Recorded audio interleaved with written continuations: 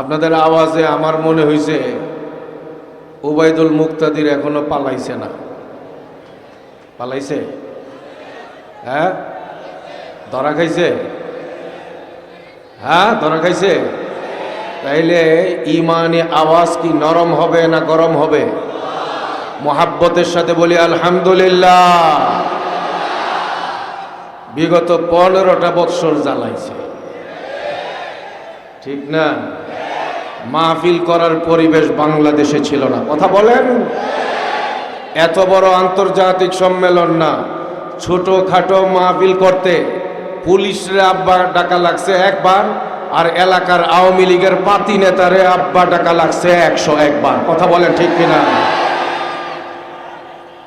আমাদের সারা দেশে আওয়ামী লীগের বাইরে যারা ভিন্ন মতের লোক ছিল, প্রত্যেকটা মানুষের উপর জুলুম করেছিল আওয়ামী ফ্যাসিস্ট সরকার।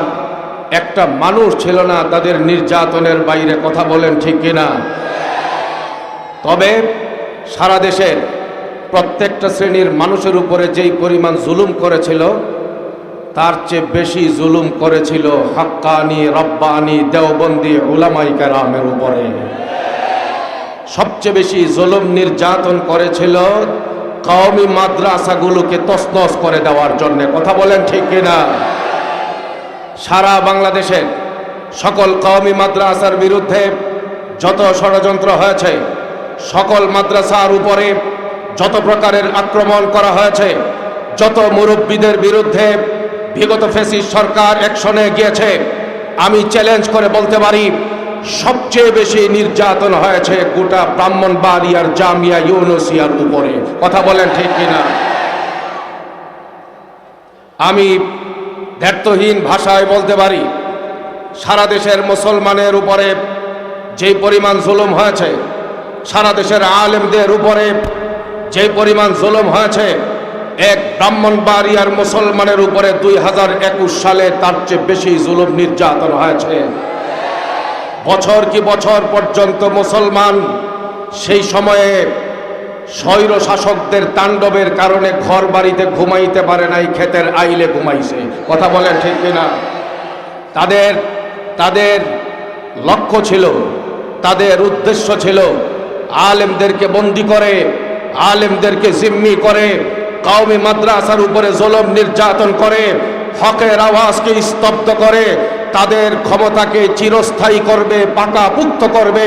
আগস্টের 5 তারিখ এই কথার জানান দিয়েছে আল্লাহর শক্তির সামনে কোনো বাতিলের শক্তি মাথা উঁচু করে দাঁড়াতে পারে না। কথা বলেন ঠিক কিনা?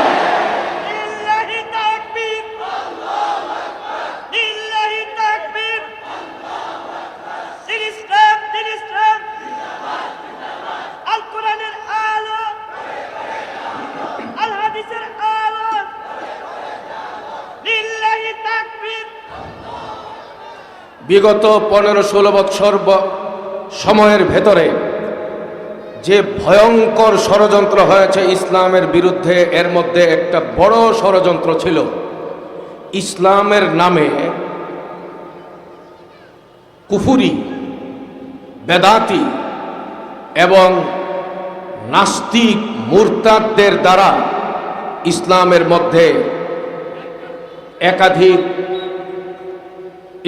মধ্যে একের পর এক নতুন নতুন সংগঠন দাঁড় করায় দেওয়া, কুফরি সংগঠনগুলোকে মাথা উঁচু করে দাঁড়াতে শক্তি দেওয়া, সাহস দেওয়া, নাস্তিক মুরতাদদেরকে আল্লাহর বিরুদ্ধে কথা বলবার জন্য সুযোগ করে দেওয়া, জাতীয় মিডিয়া এবং সংবাদ মাধ্যমগুলোকে ইসলামের বিরুদ্ধে লেখবার জন্য সুযোগ করে দেওয়া, এটা ছিল বিগত সরকারের একটা মৌলিক ষড়যন্ত্রের অংশ।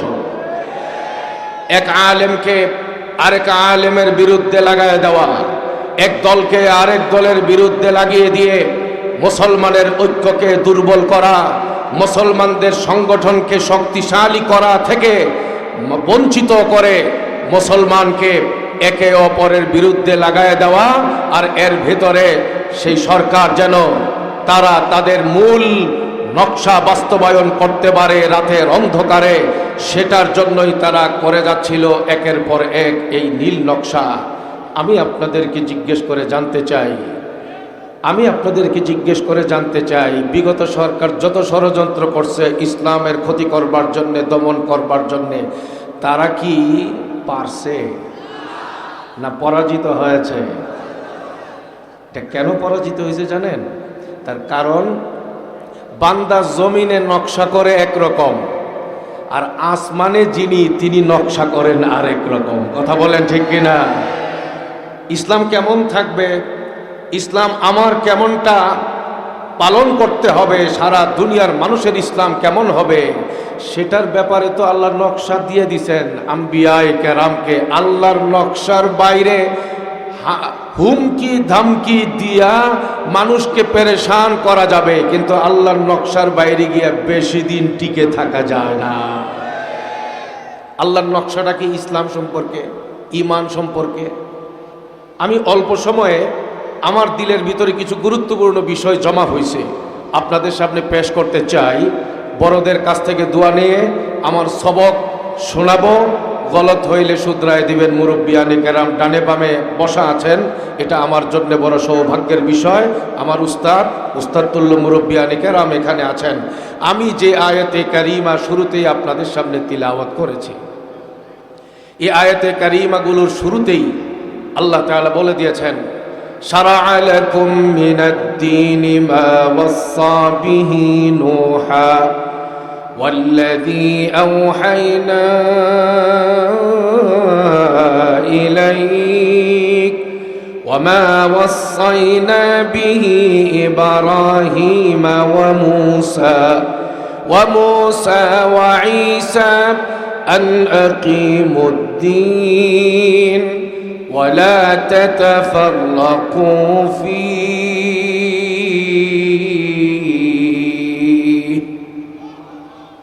বাস এইটুকুই বলছি। আল্লাহ তাআলা বলেন, হে নবীর সাথী সাহাবারা, তোমাদেরকে জানিয়ে দিচ্ছি, আল্লাহ বলছেন, তোমাদেরকে যে দিন দান করলাম তোমাদের নবীর মাধ্যমে, ওই দিনটা কেমন জানো? এটা হচ্ছে ওই দিন যেই দিন আমি নূহ নবীকে দান করেছি, যেই দিনের ব্যাপারে আমি নূহ নবীকে ওসিয়ত করেছি, যেই দিনের ব্যাপারে আমি ইব্রাহিম নবীকে ওসিয়ত করেছি, যেই দিনের ব্যাপারে আমি মূসা নবীকে ওসিয়ত করেছি, যেই দিনের ব্যাপারে আমি ঈসা নবীকে ওসিয়ত করেছি। কি ওসিয়ত? এবং আমাদের নবীকেও আল্লাহ ওয়াহির মাধ্যমে বার্তা দিয়েছেন ইসলাম সম্পর্কে, দিন সম্পর্কে, দিন পালন করার সম্পর্কে দিক নির্দেশনা আল্লাহ দিয়েছেন। দিক নির্দেশনা এবং ওসিয়তটা কি? আন আকিমুদ্দিন ওয়ালা তাতাফাররাকু ফি। হে নবী নূহ, হে নবী ইব্রাহিম, হে নবী মূসা, হে নবী ঈসা, হে নবী মূসা এবং হে নবী মুহাম্মদ, সবাই বলি সাল্লাল্লাহু আলাইহি ওয়াসাল্লাম, আপনাদের সবাইকে বলছি, আপনারা ঐক্যবদ্ধভাবে ইসলাম কায়েম করবেন, দিন কায়েম করবেন। ইসলামের মধ্যে, এই দিনের মধ্যে কোনো ভেদাভেদ সৃষ্টি করবেন না। ইসলাম থাকবে এক, দিন হবে এক। নূহ নবীর মৌলিক দিনের মূল কার্যক্রম হবে এক, দিনের মূল আকীদা হবে এক, আল্লাহ সম্পর্কে বিশ্বাস হবে এক, দাওয়াতের পথ এবং পদ্ধতি হবে এক, পরকালের ব্যাপারে আকীদা বিশ্বাস হবে এক, ইব্রাহিম নবীর আকীদা বিশ্বাস হবে এক, মূসা নবীর আকীদা বিশ্বাস হবে এক, ঈসা নবীর আকীদা বিশ্বাস হবে এক। সকলের মৌলিক চিন্তা চেতনা হবে এক। ইসলামের নামে পাটাপাটি করা, দলাদলি করা, গ্রুপিং সৃষ্টি করা, ফেরকাবাজি করা, এক ফেরকার আকীদা হবে একরকম, আরেক ফেরকার আকীদা হবে আরেক রকম, এক ফেরকার চিন্তাধারা হবে একরকম, আরেক ফেরকার পথ চলা হবে আরেক রকম। ইসলাম নিয়ে, ঈমান নিয়ে, দিন নিয়ে এই রকম ভেদাভেদ সৃষ্টি করার কোনো সুযোগ নেই। কিন্তু ভেদাভেদ বর্তমানে ইসলাম নিয়ে ভেদাভেদ আছে না নাই? কি ভাই বুঝতেছেন নাকি? ইসলাম নিয়ে ভেদাভেদ আছে না নাই? কত ভেদাভেদ, কত মতভেদ, কত সংগঠন, কত দলাদলি, কত রকমের ভাগাভাগি।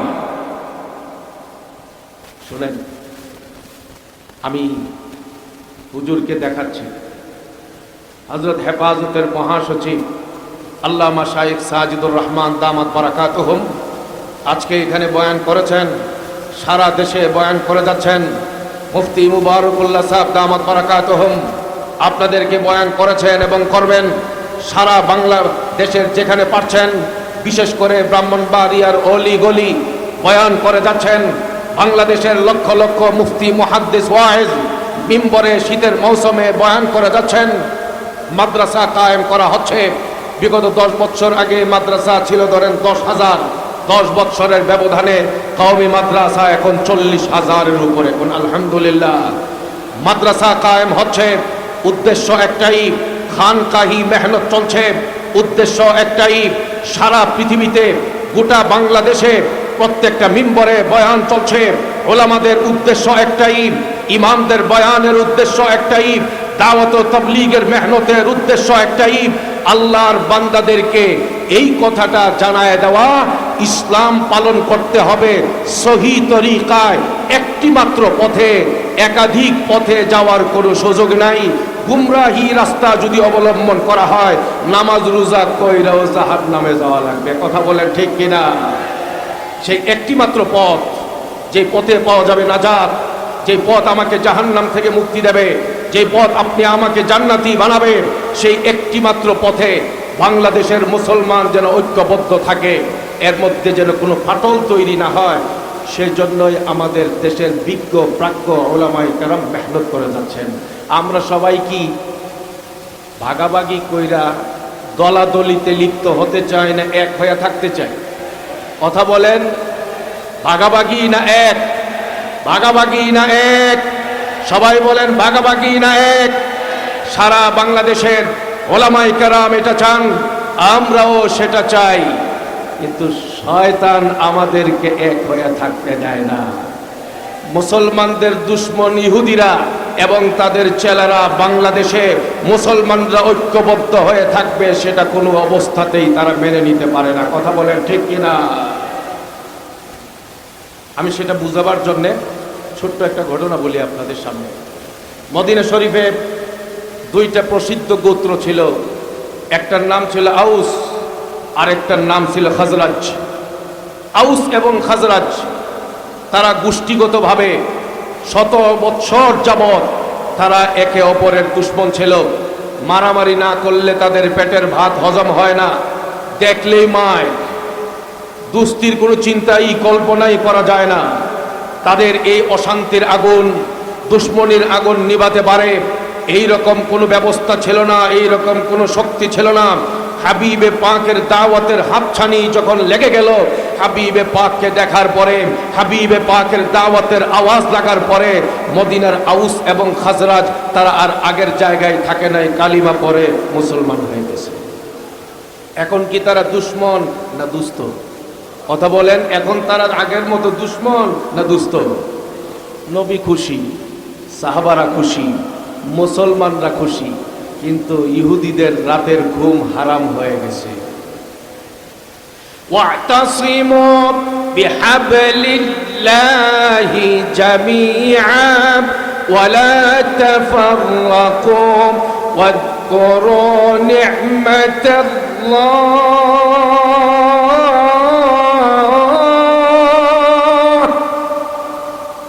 واذكروا نعمة الله عليكم إذ كنتم أعداء فألف بين قلوبكم فأصبحتم بنعمته إخوانا। আয়াত নাযিল হয়েছে বিশেষ ঘটনার কারণে, বিশেষ প্রেক্ষাপটে আয়াত নাযিল হয়েছে। মদিনার আউস এবং খাজরাজ দুশ্মনী ছেড়ে দিয়ে যখন দুস্থ হয়ে গেলেন, মদিনার জমিনে মাশওয়ারায় বসলেন, তারা একে অপরের সঙ্গে বসলেন, মহাব্বতের এক দৃষ্টিনন্দন চিত্র ফুটে উঠল। একে অপরকে বুকে জড়ায় নেওয়ার জন্যে তারা সকলের দিলের মহাব্বতের দরজা খুলে দিলেন, সবাই খুশি, মুহাজির সাহাবা খুশি, হাবিবে পাক খুশি, আউস এবং খাজরাজ এক কাতারে শামিল হয়ে গেছে। কিন্তু মদিনার ইহুদিদের ঘরে আগুন লেগে গেছে। নবীর হাত শক্তিশালী হয়ে গেছে, মুসলমানরা শক্তিশালী হয়ে গেছে। এই ঐক্যবদ্ধ শক্তিকে টুকরা টুকরা করে ফেলতে হবে। সেজন্য ওই মজলিসের পাশ দিয়ে এক ইহুদির বাচ্চা হেঁটে যাচ্ছিল, আর সাহাবাদেরকে লক্ষ্য করে বললেন, বুঝলাম না তোমরা কেমন মা বাবার সন্তান, তোমাদের বাপ দাদারা একে অপরের বিরুদ্ধে প্রতিশোধ নিয়ে গেছে, একে অপরকে দুশ্মন মনে করে গেছে। আজকে তোমরা তাদের সন্তান হয়ে ভেদাভেদ ভুলে গেলা, দুশ্মনী ভুলে গেলা, একে অপরের পরম মহাব্বতের চাদরে আবৃত করবার জন্যে তোমরা মুসলমান হয়ে এক কাতারে সাহাবার কাতারে নাম লেখায় নিলা। এটা কোনো অবস্থাতেই কোনো সুপুত্রের জন্যে, আদর্শ সন্তানের জন্যে এটা হয় না। এই রকম একটা আপত্তিকর মন্তব্য ওই ইহুদি যখন ছুড়ে দিল, মানুষ তো সাহাবা, তাদের মধ্যে নতুন করে হঠাৎ সেই পিছনের কথা স্মরণ হয়ে গেল। একে অপরের বিরুদ্ধে মজলিসের ভেতরেই তর্ক শুরু হয়ে গেল, ঝগড়ার পরিবেশ তৈরি হয়ে গেল, মারামারি হাতাহাতির পরিবেশ তৈরি হয়ে যাবে। ঠিক সেই সময়ে খবর পৌঁছে গেল জনাবে মুহাম্মদুর রাসূলুল্লাহ সাল্লাল্লাহু আলাইহি ওয়াসাল্লামের কাছে রাহমাতুল আলামিন। খবর শোনার পরে দেরি করলেন না, ঐক্য নষ্ট হতে দেওয়া যাবে না, শক্তিকে দুর্বল হতে দেওয়া যাবে না, সাহাবাদের মধ্যে ভুল বুঝাবুঝি সৃষ্টি করবে ইহুদিদের ষড়যন্ত্র বাস্তবায়ন হতে দেয়া যাবে না। শেষ পর্যন্ত নবীজি সাল্লাল্লাহু আলাইহি ওয়াসাল্লাম দৌড়ে চলে আসলেন, সাহাবাদের সামনে এসে এই আয়াত শোনায় দিলেন, ওয়াতাসিমু বিহাবলিল্লাহি জামিআ। লম্বা আয়াত শোনাবার পরে সাহাবাদের মধ্যে আমূল পরিবর্তন সৃষ্টি হয়ে গেল। মুহূর্তের ভেতরে সারসার চোখ থেকে টপ টপ করে পানি ছেড়ে দিলেন। আমি এই সংক্ষিপ্ত আকারে এই ঘটনাটা শোনাইলাম এতটুকুন বুঝাইবার জন্যে, মুসলমানদের ঐক্যবদ্ধ শক্তিকে টুকরা টুকরা করবার জন্যে সবচেয়ে বড় ভয়ঙ্কর ষড়যন্ত্রকারী যে জামাত, এই জামাতের নাম কোন জামাত? ওই ইহুদিরা বর্তমানে দুনিয়াতে বেঁচে আছে তো? কথা বলে না, আছে না নাই? দেশের বাইরে থেকে ইহুদিরা গোটা বিশ্বের মুসলমানদেরকে অবজারভেশন করে কোন কোন জায়গায় মুসলমান শক্তিশালী হয়ে উঠছে, তাদের এই জায়গাগুলোকে কিভাবে টুকরা টুকরা করা যায়, খণ্ড খণ্ড করা যায়, চেষ্টা করে সরাসরি হস্তক্ষেপ করার। যদি না পারে তাদের চেলাদেরকে ঢুকায়া মুসলমানদেরকে টুকরা টুকরা করার চেষ্টা করে। আমি আপনাদেরকে বলতে চাই, বুকে সাহস এবং আস্থা নিয়ে বলতে চাই, এই জন্য আমার মনে হয় ব্রাহ্মণবাড়িয়াবাসী আমার সঙ্গে আপনারা একমত হবেন অবশ্যই। এই ব্রাহ্মণবাড়িয়া নয়, গোটা বাংলাদেশে কাদিয়ানীরা যেই কুফরি সংগঠন চালাচ্ছে, এই কুফরি সংগঠনটা তারা নিজের থেকে চালাচ্ছে না, ইহুদ এবং খ্রিস্টানরা তাদেরকে চাবি দিয়া মুসলমানদের ঐক্যবদ্ধ শক্তিকে নষ্ট করবার জন্য পিছন থেকে ইন্ধন দিয়ে যাচ্ছে। কথা বলেন ঠিক কিনা? আপনি আশা করি আমার সঙ্গে একমত হবেন। ঐক্যবদ্ধ শক্তিতে আছি, ব্রাহ্মণবাড়িয়াতে আছি, গোটা বাংলাদেশে আছি, ওলামায়ে দেওবন্দের নেতৃত্বে চলছি আমরা, জামিয়া ইউনুসিয়ার মাথা হাতে ঐক্যবদ্ধভাবে আমরা কাজ করে যাচ্ছি। কিন্তু ব্রাহ্মণবাড়িয়াবাসী যেন এক হয়ে থাকতে না পারে, বাংলাদেশের মুসলমান যেন ঐক্যবদ্ধ হয়ে থাকতে না পারে, ঈমান সাথে নিয়ে কুফরের মোকাবেলায় একসঙ্গে কোটি মানুষ যেন ময়দানে নামতে না পারে, সেই জন্যে শাহরিয়ার কবিরদের দূষরদেরকে লেলায় দেওয়া হয়, কালো মানিকদেরকে লেলায় দেওয়া হয়, আলেমদের উৎসাহ হটাবার জন্য চেষ্টা করা হয়, আলেমদেরকে হামলা দিয়ে মামলা দিয়ে জেলখানায় নিয়ে চোর বাটপারের মতো হাতের মধ্যে হাত করা আর রশি লাগায়া আদালতে উঠানো হয়। আল্লাহ সাক্ষী, আলেমদের কোনো শক্তি নাই, তাদের চোখের পানির চেয়ে বড় অস্ত্র দুনিয়াতে নাই। কথা বলেন ঠিক কিনা? এই দেশের মজলুম আলেমদের উৎসাহ যারা রটাবার চেষ্টা করেছে, এই দেশের কওমি হাক্কানি উলামায়ে কেরামের অস্তিত্বে আঘাত করার চেষ্টা যারা করেছে, আমরা দেখছি ব্রাহ্মণবাড়িয়া জামিয়া ইউনুসিয়াকে নিয়ে গালাগালি করেছে যে কুলাঙ্গার উবাইদুল মুক্তাদির আমাদের মুরব্বী হযরত সাজিদুর রহমান দামাত বারাকাতুহুমের বিরুদ্ধে একের পর এক সাংবাদিক সম্মেলন করে গালাগালি করেছে যে কুলাঙ্গার মুফতি মুবারকুল্লাহ সাহেব দামাত বারাকাতুহুমের নাম নিয়ে যে অশ্লীল অশ্রাব্য বক্তব্য দিয়েছে উবাইদুল মুক্তাদির, সেই সময়ে কারো সামনে গিয়ে তারা তাদের মনের ব্যথা ব্যক্ত করবেন এই জায়গা ছিল না। শেষ রাত্রে আল্লাহর কাছেই তারা চোখের পানি ফেলে নালিশ করেছিলেন। কথা বলেন ঠিক কিনা? আলহামদুলিল্লাহ, দুনিয়ার মানুষ, দুনিয়ার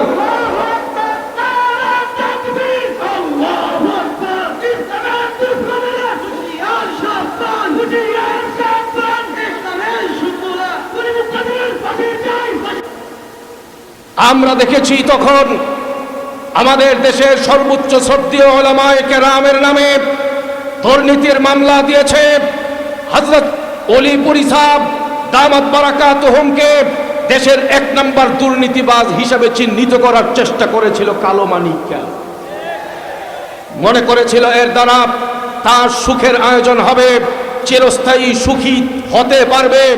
শেষ পর্যন্ত আল্লাহর আযাব থেকে সে রেহাই পেল না, কলা পাতায় শুয়েও সুখ পায় নাই। কথা বলেন ঠিক কিনা? কওমি মাদ্রাসার উলামায়ে কেরামের বিরুদ্ধে ষড়যন্ত্র করেছিল। দরবেশের আকৃতি নিয়ে, চেহারা ছিল নূরানি চেহারা, লেবাস ছিল বুজুর্গদের লেবাস, হাজার কোটি টাকা পাচার করেছে। তাদের এই অপকর্মকে আড়াল করবার জন্য এই দেশের কওমি উলামায়ে কেরামের উপরে জুলুম নির্যাতন করে জাতির নজরকে অন্যদিকে ফিরাবার চেষ্টা করেছে। আমার মুরব্বীকে দেখেছি বা এই দেশের শীর্ষ মুরব্বীকে দেখেছি, তখনকার ফ্যাসিস্ট সরকারের হত্যাকর্তা যারা, তাদেরকে বারবার বলেছেন আর যাই করেন আমাদের উলামায়ে কেরামকে আদালতের মধ্যে হাত করা লাগায়া সন্ত্রাসী চেহারার মতো দেখায়া আপনারা বেইজ্জতি করবেন না। সামনে বলছে একরকম, পিছনে করছে আরেক রকম। কিন্তু ওয়াতিলকাল আইয়ামু নুদাবিলুহা বাইনান নাস, আল্লাহ বলেন সময় আমি একরকম রাখি না। কথা বলেন ঠিক কিনা? যা হয়েছে আমরা আল্লাহ তাআলার কাছে শুকরগুজার হয়ে বলছি, আমাদের উলামায়ে কেরামকে যেইভাবে বেহায়ার মতো ইজ্জতের উপরে আঘাত করে তাদের অস্তিত্বে আঘাত করার চেষ্টা করেছিল, যাদের ইশারায় যাদের হুকুমে হয়েছিল, তাদেরকে আমরা এখন দেখি গরুর রশির মধ্যে বাইন্দা সন্ত্রাসীদের মতো কইরা সিরিয়াল মেনটেন করে আদালতে উঠানো হয়। আমরা মাত্র খুশি হচ্ছি, পরিপূর্ণ খুশি হতে পারি নাই ব্রাহ্মণবাড়িয়াবাসী। আমাদের খুশি হওয়ার মূল জায়গাটা এখনো পূর্ণ হয় নাই। এই জন্যে আমি জানি ব্রাহ্মণবাড়িয়ার ছেলে হিসাবে আমার কথার পিছনে দলিল আছে। ব্রাহ্মণবাড়িয়াতে 2021 সালে যখন গন্ডগোল চলছিল গোটা বাংলাদেশে, ব্রাহ্মণবাড়িয়া ছিল শান্ত। জামিয়া ইউনুসিয়াতে হামলা যখন শুরু হয়েছে, উবাইদুল মুক্তাদিরের হুকুমেই প্রথম হামলা হয়েছে। একের পর এক লাশটা পড়েছে, 14টার উপরে লাশ রক্তাক্ত হয়ে মাটিতে নীরব নিথর হয়ে পড়েছে। এই খুনের জন্য একমাত্র দায়ী খুনি উবাইদুল মুক্তাদির। তার ফাঁসি না হওয়া পর্যন্ত ব্রাহ্মণবাড়িয়াবাসী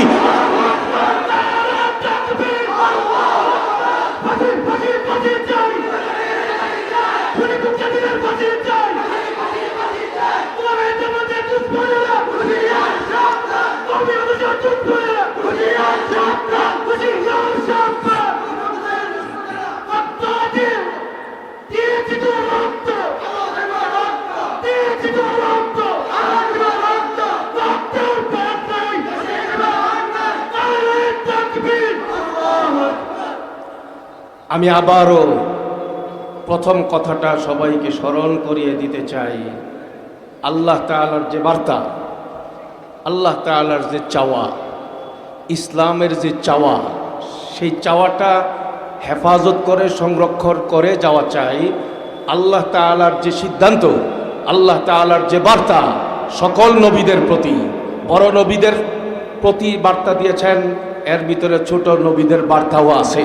সকল নবী সকল রাসূলের ব্যাপারে আল্লাহর হুকুম এটাই ছিল, ইসলামের মধ্যে ধর্মের মধ্যে কোনো ফাটল সৃষ্টি করা যাবে।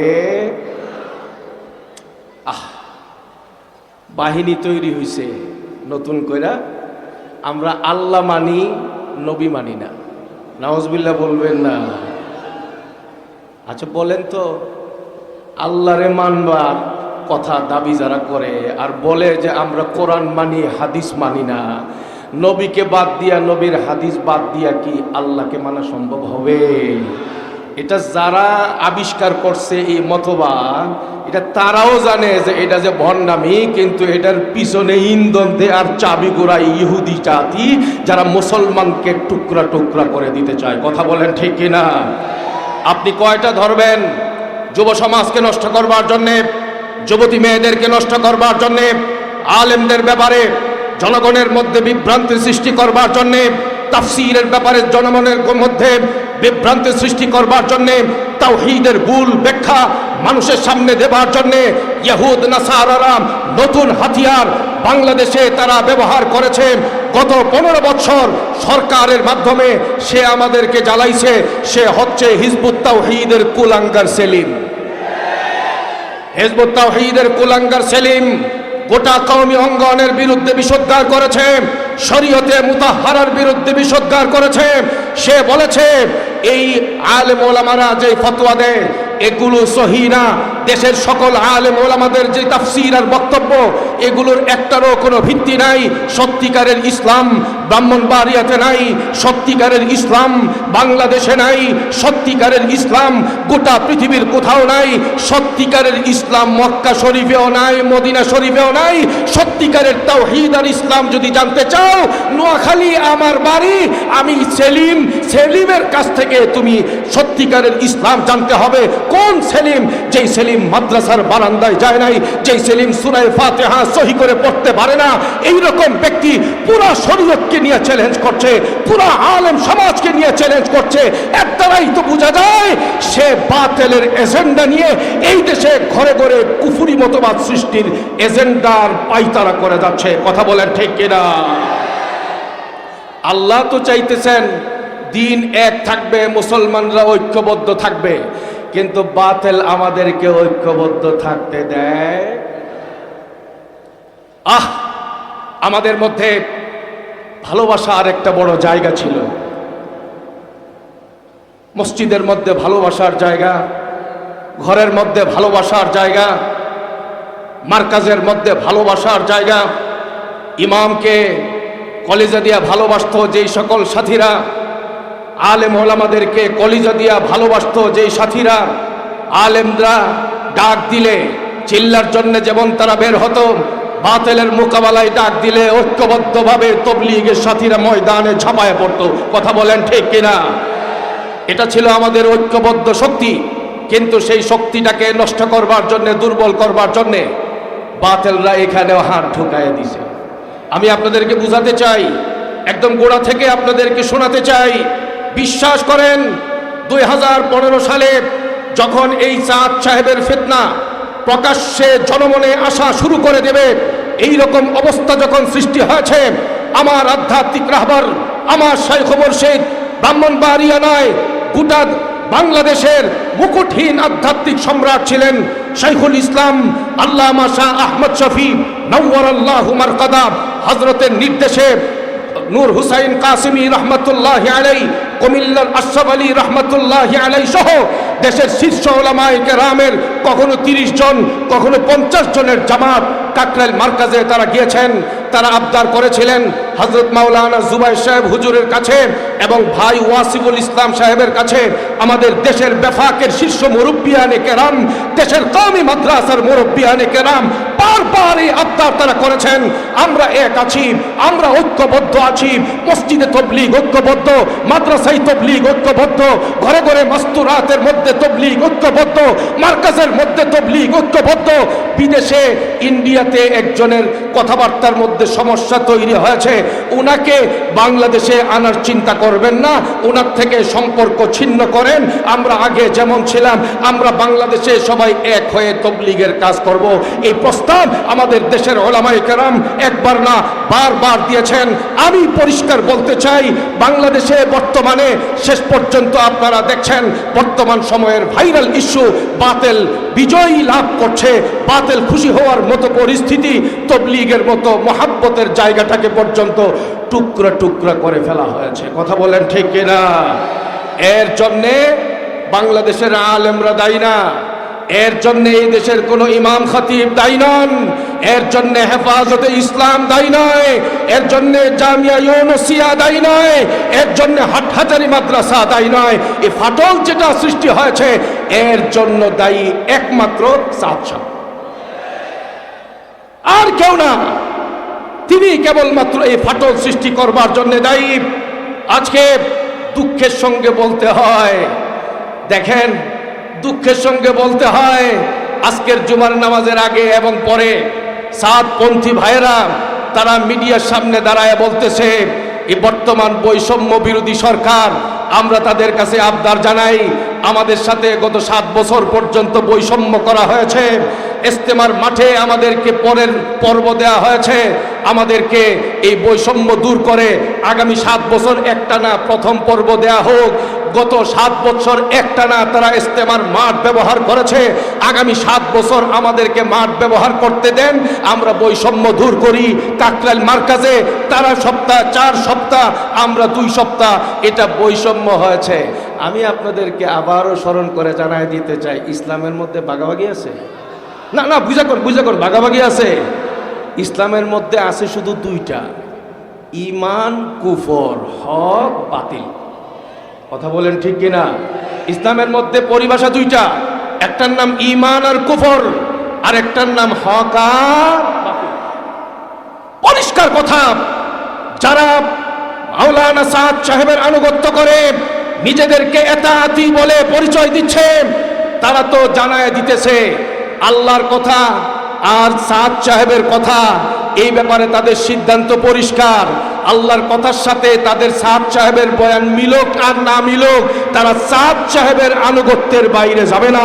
ব্যক্তির পূজার মাধ্যমে যেটা তবলিগের কাজ হয়, এটা কি তবলিগ না তবলিগের নামে ভণ্ডামি?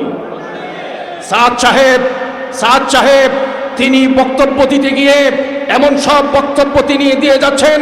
সাদ সাহেব এক জায়গায় তিনি বলেছেন যে শোনো, হেদায়েত যদি আল্লাহর হাতে হইতো তাইলে আল্লাহ যুগে যুগে আবার নবী পাঠাবার প্রয়োজন কেন ছিল? নাউজুবিল্লাহ বলবেন না। এই ধরনের কোরআন বিরোধী কথা সাদ সাহেব যখন বলেছেন, জেনারেল শিক্ষিত আমাদের ভাইয়েরা তারা হয়তো মেনে নিতে পারেন, যেহেতু কোরআন হাদিসের পূর্ণাঙ্গ এলেম নাই। যারা বড় বড় আলেম, কোরআন বিরোধী বক্তব্যের তবলিগ তারা কোনো সময় মেনে নিবে না। কথা বলেন ঠিক কিনা? সাদ সাহেব এই রকম বলতে গিয়ে, কোরআনের তাফসীর করতে গিয়ে তিনি বলেন ওয়াকালবু ওসামিনুহুম কালবুহুম, আসহাবে কাহফের 7 নম্বরটা ছিল কুকুর, আল্লাহ বলেছেন কালবুন। আর সাদ সাহেব অতি এলেম জাহির করবার জন্য, অতি পণ্ডিতি, অতি গবেষণা জাহির করবার জন্য তিনি সকল জমহুর মুফাসসিরিনের তাফসীরের বাইরে গিয়ে তিনি বলেন এখানে কালবুন মানে কুত্তা না, কালবুন মানে বাঘ।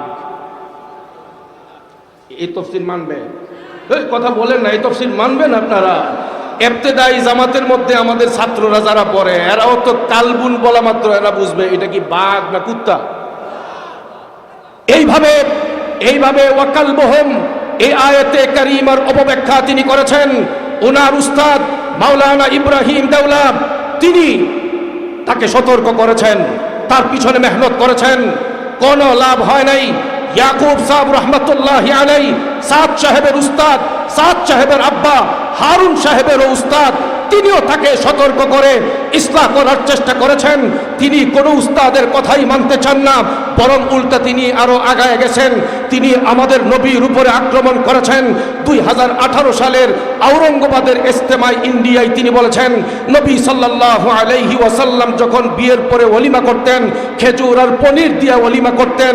শুধুমাত্র জাইনাব রাদিয়াল্লাহু তাআলা আনহার বিয়ের সময়ে রুটি আর গোশত দিয়ে ওলিমা করেছেন। এর দ্বারা বোঝা গেছে নবী নিজেই নিজের সুন্নতের বাইরে চলে গেছেন। নাউজুবিল্লাহ বলবেন না? এই ধরনের কথা যদি কেউ বলে, উনি বিশ্ব আমির তো দূরের কথা, আপনাদের এলাকার ছোট পাঞ্জেগানা মসজিদের ইমাম বানাইবেন নি কেউ? এই কথা বলেন, বানাইবেন কেউ? সাদ সাহেব বলতে গিয়ে নবীদের উপরে আক্রমণ করেছেন। ইউসুফ আলাইহিস সালামের ব্যাপারে বলেছেন, ইউসুফ আলাইহিস সালাম জেলখানায় আল্লাহর কাছে সাহায্য না চেয়ে বান্দার কাছে সাহায্য চাওয়ার কারণে আল্লাহ নারাজ হয়েছেন, ইউসুফ আলাইহিস সালামকে শাস্তি দিয়েছেন। আর সেই শাস্তির ধরনটা হইল ইউসুফ আলাইহিস সালামকে 7 বছর জেল খাটাইছেন। নবীর উপর আক্রমণ কইরা তবলিগ হয় না ভণ্ডামি হয়? আমি আপনাদেরকে বলি, এখানে যারা তবলিগের সাথীরা আছেন, এখানে যারা আলেম ওলামা আছেন, আশা করি আমার সঙ্গে একমত হবেন, এখানে শতকরা 99% মানুষের পকেটের মধ্যে ক্যামেরাওয়ালা মোবাইল আছে না নাই? সাদ সাহেব টঙ্গীর বিশ্ব ইজতেমার মধ্যেই উনি ফতোয়া দিয়েছেন। আর তিনি বলেছেন ক্যামেরাওয়ালা মোবাইল পকেটে নিয়ে নামাজ পড়লে নামাজ হবে না।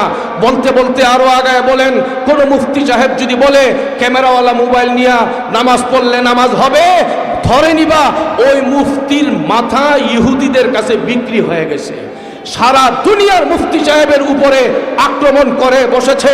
আমি আপনাদেরকে বলি, সাদ সাহেব এইভাবে আমাদের নামাজের উপরে আক্রমণ করতে করতে এক পর্যায়ে তিনি বলেছেন, কোরআনে করিম সমঝকর পড়না হর মুসলমান পর ওয়াজিব হ্যায়। ওলামায়ে কেরাম, হাফেজে কোরআন, যারা বিজ্ঞ আলেম, আপনাদেরকে বাদ দিয়া যারা সাধারণ সাথীরা আছেন, আপনাদেরকে জিজ্ঞেস করে জানতে চাই, আপনারা যারা কোরআন পড়েন সবাই কি সব আয়াতের তর্জমা জানেন?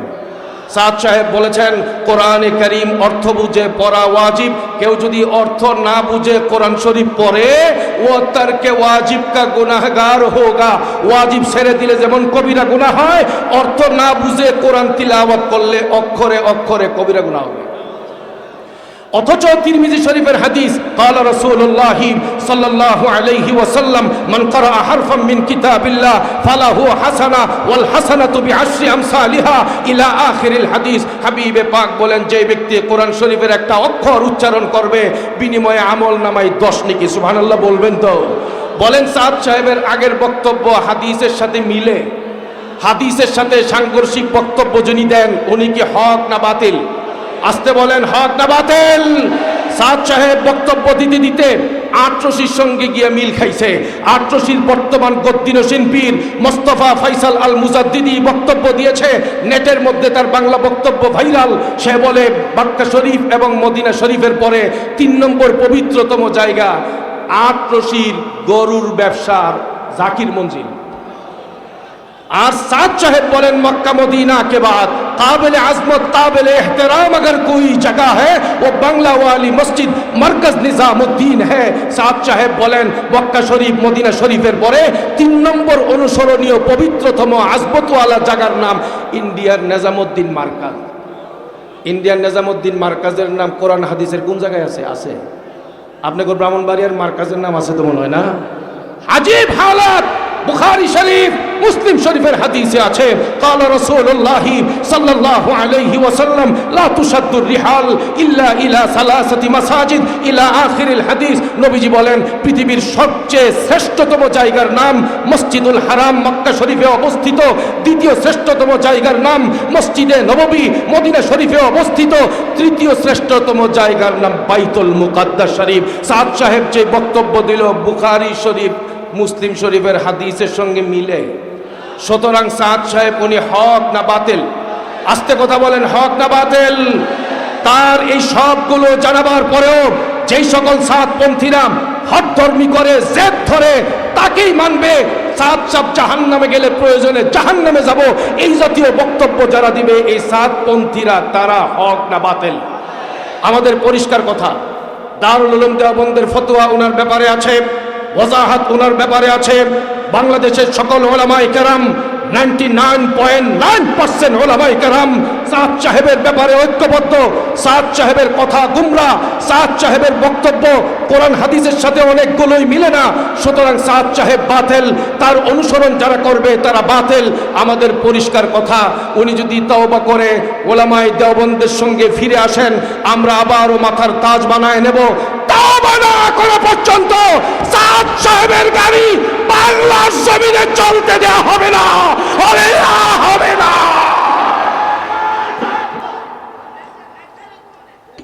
আমি আপনাদেরকে এই কথাটাই বুঝাইতে চাইলাম, আবারও বলেন পরের কথাটা বুঝবার জন্যে।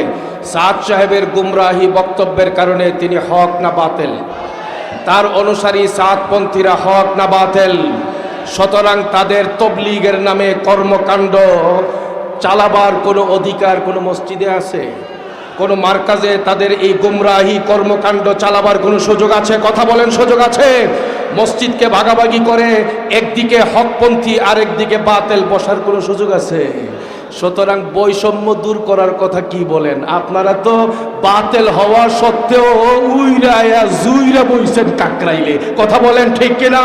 আমাদের পরিষ্কার কথা, কাকরাইল মার্কাজ হকের মেহনতের জন্য, সহি তরিকায় দাওয়াতের মেহনত চালাবার জন্য, আমাদের তবলিগের আমাদের বিশ্ব মাঠ টঙ্গীর মাঠ, সেটা সহি তরিকায় তবলিগ চালাবার জন্য বাতিল কোনো কর্মকাণ্ড চলবার কোনো অধিকার কাকরাইলেও থাকতে পারে না, টঙ্গীর মাঠেও থাকতে পারে না। কথা বলেন ঠিক কিনা?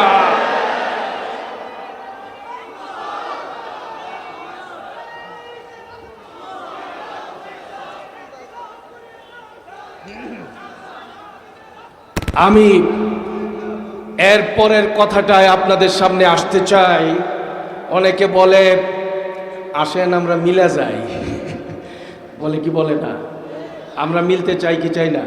কথা বলেন, মিলতে চাই কি চাই না? কিন্তু বেদাত গুমরাহি সবগুলো রাইখা হক বাতিলে মেলার কোনো সুযোগ আছে? এই ব্যাপারে কোরআন কি বলে? বাল নাকযিফু বিল হাক্কি আলাল বাতিল ফায়াদমাগুহু ফাইযা হুয়া যাহিক ওয়ালাকুমুল ওয়াইলু মিম্মা তাসিফুন।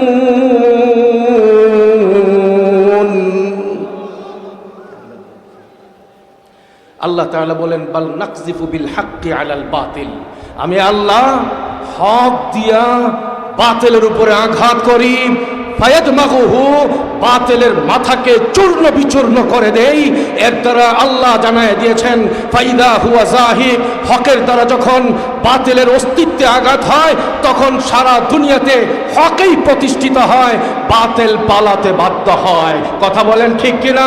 আমাদের পরিষ্কার কথা, আমাদের ওলামায়ে দেওবন্দ তারা এলেমের যেমন জিম্মাদার, এলেম হেফাজতের যেমন জিম্মাদার, ইমানের হেফাজতের যেমন জিম্মাদার, কওমি মাদ্রাসার হেফাজতের যেমন জিম্মাদার, হাবিবে পাকের সুন্নতের হেফাজতের যেমন জিম্মাদার, কওমি মাদ্রাসার ওলামায়ে কেরাম দাওয়াত ও তাবলীগেরও হেফাজতের জিম্মাদার। কথা বলেন ঠিক কিনা? পরিষ্কার কথা, জামিয়া ইউনুসিয়ার ব্যাপারে আমাদের ধারণা পরিষ্কার রাখতে হবে। কওমি মাদ্রাসার ওলামায়ে দেওবন্দের ব্যাপারে ধারণা পরিষ্কার রাখতে হবে। ওলামায়ে কেরাম কেবলমাত্র মসজিদে ইমামতি করবেন, মসজিদে খেতাবত করবেন, মাহফিলে বয়ান করবেন, মাদ্রাসায় পড়াবেন, তাদের দায়িত্ব এর মধ্যেই তারা সীমাবদ্ধ রাখবেন না। এর দায়িত্ব এর মধ্যে সীমাবদ্ধ নয়। ওলামায়ে কেরামের দায়িত্ব হলো হকের বার্তা ঘরে ঘরে পৌঁছে দেওয়া, সহি তরিকায় দাওয়াতের তরিকা বাতলে দেওয়া। কোথাও যদি ঈমানের নামে কুফরি তৎপরতা শুরু হয়, কোথাও যদি সুন্নতের নামে নবীর ভালোবাসার নামে বেদাতি কর্ম তৎপরতা শুরু হয়, কোথাও যদি তাবলীগের নামে ব্যক্তি পূজা তৈরি হয়, ভণ্ডামি আর বেজাল না হক জিনিস তৈরি হয়, জামিয়া ইউনুসিয়ার ঈমানি দায়িত্ব, সারা দেশের ওলামায়ে কেরামের ঈমানি দায়িত্ব সকল বাতিলের অস্তিত্বের মধ্যে আঘাত করে হককে প্রতিষ্ঠা করা, বাতিলকে দুনিয়া থেকে উৎখাত করে দেওয়া।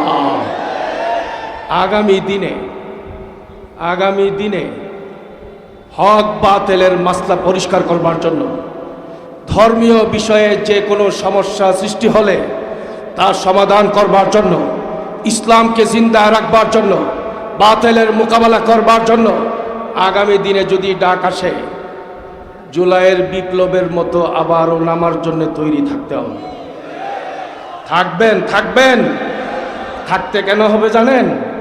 আমরা দেখতেছি কেউ দেশ চালায় ইন্ডিয়ারে আব্বা আব্বা কইরা, কেউ দেশ চালায় আমেরিকারে আব্বা আব্বা কইরা। সুতরাং সঠিক ইসলামের বাস্তবায়ন এই দুনিয়ার আইন দিয়া এটা সম্ভব না যতক্ষণ পর্যন্ত কোরআনের শাসন কায়েম করা না হবে। কথা বলেন ঠিক কিনা? সুতরাং পরিবেশ পরিস্থিতি বদলে যাচ্ছে, সজাগ হতে হবে। ওলামায়ে কেরাম মেহনত নিয়ে ময়দানে কাজ করতে হবে। ইসলামকে জিন্দা করবার জন্যে, কুফরি শক্তিকে নির্মূল করবার জন্যে, বেদাতকে উৎখাত করবার জন্যে, সকল জায়গায় সঠিক সমাধানের জন্যে উলামায়ে কেরামকে ঐক্যবদ্ধভাবে কাজ করে খেলাফতে ইসলামিয়ার জন্যে সীসা ঢালা ঐক্যের প্রাচীর তৈরি করতে হবে। এখন আমাদের সকলকে চিন্তা ভাবনা করার সময়। আর যারা 5 তারিখে পালাইছে তো নাকি বলেন, পালাইছে না? খানার পাতিল ফালায়া পালাইছে, কথা বলেন ঠিক কিনা? খানা টানা রান্না হয়েছে, তাও খায়া যাইতে পারে নাই, নসিবে না থাকলে কি হবে? খাওয়ানোর মালিককে পালাইছে। কেন পালাইছে? শিক্ষা নিতে হবে। যারা পালান নাই, যাদের ভাগ্য সুপ্রসন্ন, সেখান থেকে শিক্ষা নিতে হবে। আগামী দিনে দেশের ক্ষমতায় যারা আসতে চান, তাদের জন্য আগস্টের 5 তারিখ বিরাট বড় শিক্ষা। ইসলামের বিরুদ্ধে ষড়যন্ত্র করে দেশ চালাবার চেষ্টা ভবিষ্যতে যারা করবে, বিগত স্বৈর শাসককে 15 বছর থাকতে হয়েছে, এরপরে তারা বিদায় নিয়েছে। আগামী কোন ইসলাম বিরোধী সরকারকে 15 ঘন্টা ক্ষমতায় থাকতে দেব না। ময়দানে ছাপায় পড়তে হবে ইসলাম রক্ষার জন্যে, দেশ রক্ষার জন্যে।